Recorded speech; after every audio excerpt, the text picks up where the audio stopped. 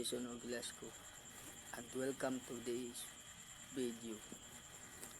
Today, we are diving into a topic that's affecting how we see the world, how we make decisions, and even how we vote, the rise of the fake news.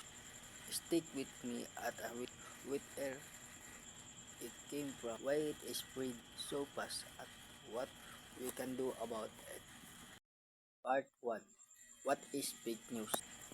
Fake news is referred to deliberate fake as misleading information presented as legitimate news. This often spread via web, social media platform, or even traditional media. Fake news can range from orthodox conspiracy theories to slightly distorted stories and misleading figures. There are two main types. First one is disinformation and the second one is misinformation. Disinformation, it means intentionally false information, and misinformation, false information that spread regardless to intent. Part 2. A brief history. While the term fake news exploded in popularity around 2016, the concept is new propaganda, yellow journalism, and media manipulation have existed opportunities. For example, in the late 1800 season, newspaper exaggerated stories to sell more copies. What was called yellow journalism. During part 3, why it spread so easily.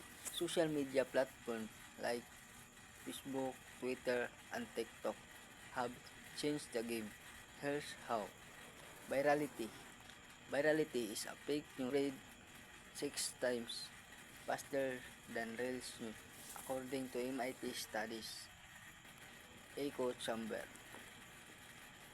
Algorithms show us what we already agree with reinforcing false beliefs.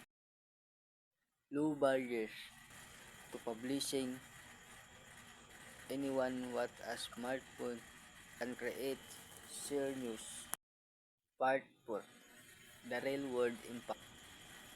This isn't just a digital issue. Fake news has real consequences. Politics.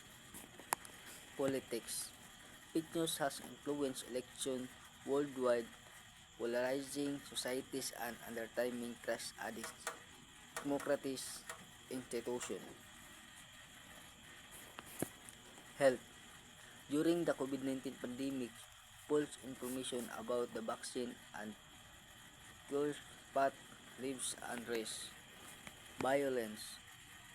In some countries, fake news has incited mob violence leading to real harm. Part 5. What can we do? So, what can we do about it? Check the source. It is credible. Have you heard of it before? Number 2. Cross-reference. Look for the story on a multiple reputable sites. Number 3. Read beyond the headline. Click in and read the full article. Number 4. Watch for emotional manipulation. If it makes you angry or scared, immediately pause and think.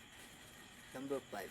Use fact check like Snopes, fact check, or legal equivalence. Number 6. Don't share unless you're sure. Also, platforms are beginning to lever or reduce the search of false information. But it is still up to us to be thoughtful consumers. Fake news isn't going away, but by being more mindful and media literate, we can protect ourselves and each other. Thank you for watching. If you found this helpful, please like and share or comments with your toe. And remember, stay informed, not inflamed.